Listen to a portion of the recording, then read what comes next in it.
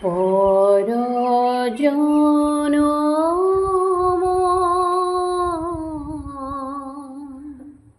শুভ লগন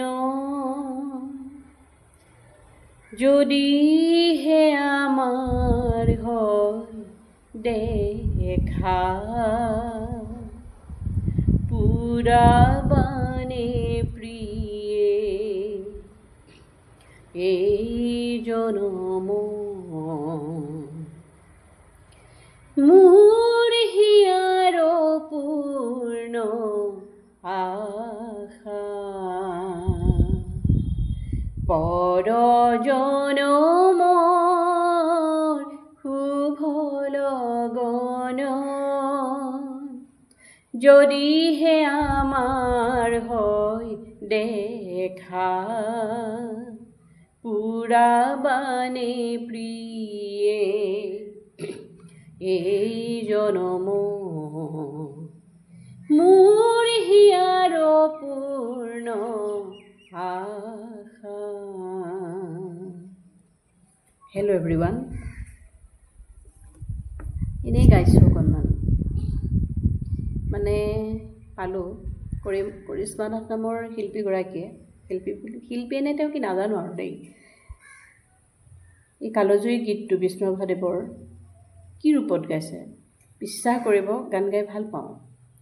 বিষ্ণুৰাভা দিৱসৰ দিনা বহুতবাৰ ভাবিলোঁ যে অকণমান কিবা দিয়ে, কিন্তু ভয় লাগে কিজানি ক'ৰবাত ভুল হয়, গালে কিজানি ক'ৰবাত সুৰতাল অমিল হয়। যিহেতু আমি আনৰ নিচিনাকৈ কোনো শিক্ষা লোৱা নাই, গাইহে ভাল পাওঁ, শুনি ভাল পাওঁ, খুব মন যায় গাবলৈ অৱশ্যে গান, কিন্তু নোৱাৰিলোঁ বা সময় নিদিলে বা যিকোনো পৰিস্থিতিত পৰি ভালকৈ গান শিকা নহ'লে।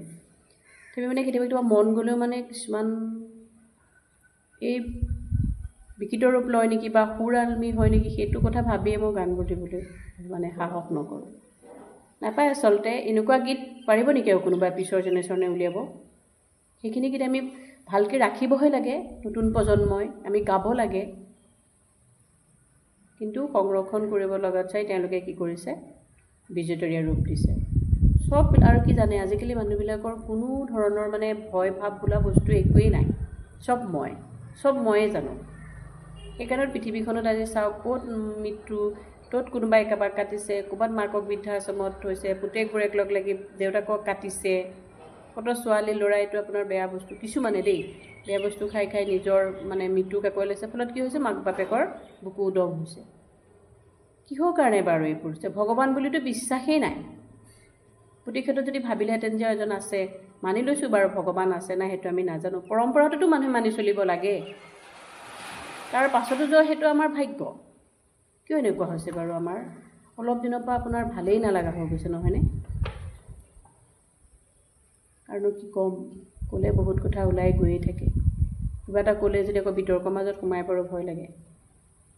বাৰু শুনিবচোন মোৰ গান।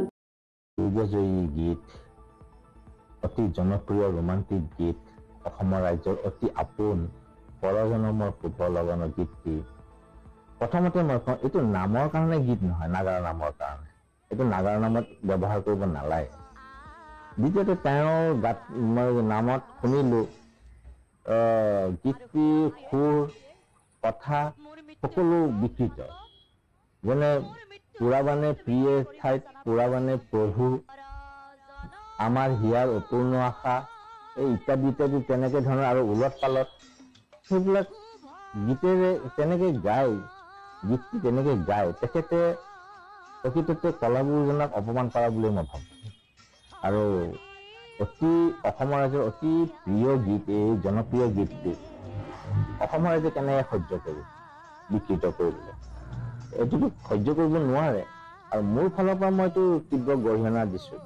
আৰু মই বিশেষকৈ অসমৰ জাতীয় সংগঠন, চৰকাৰ, যিসকলে 20 জুন আহিলে কলাগুৰু বিষ্ণুপ্ৰসাদ ৰাভাৰ দিৱসৰ লগত খুবেই আপোনতাৰে জড়িত হৈ পৰে, এই ক্ষেত্ৰত তেওঁলোক যেন নীৰৱ হৈ নাথাকে, তেওঁৰ ওপৰত এটা ব্যৱস্থা গ্ৰহণ কৰিব লাগে।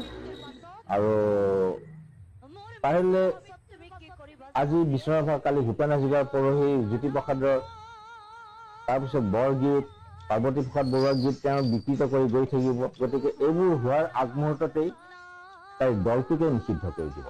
মই ভাবোঁ তাই অনুতপ্ত হ'ব আৰু তাৰ দলৰ সকলো সদস্যই তাৰ ওপৰত এটা বিহিত ব্যৱস্থা ল'ব। আৰু তেওঁৰ যদি কোনোবা প্ৰযোজক আছে, নাম পাৰ্টিটোৰ যদি প্ৰযোজক আছে, তেওঁৰ ওপৰত বিহিত ব্যৱস্থা ল'ব। আৰু প্ৰযোজকে এইটো জানি শুনি তেওঁক সিহঁতে অনুমতি প্ৰদান কৰিছে গাবলৈ। সেয়া কলাগুৰু বিষ্ণুপ্ৰসাদ ৰাভাৰ সুযোগ্য পুত্ৰ হেমৰাজ ৰাভাৰ প্ৰতিক্ৰিয়া। তেওঁলোকৰ পৰিয়ালো এই মুহূৰ্তত স্বাভাৱিকতে অসন্তুষ্ট কৰিশ্মা নাথৰ এই স্পৰ্ধা দেখি। আহক আমি পুনৰবাৰ আপোনালোকক দেখুৱাব খুজিছোঁ কৰিশ্মা নাথৰ স্পৰ্ধা পৰজনমৰ শুভ লগনত কেনেকৈ বিকৃত কৰা হৈছে এটা কালজয়ী সৃষ্টি।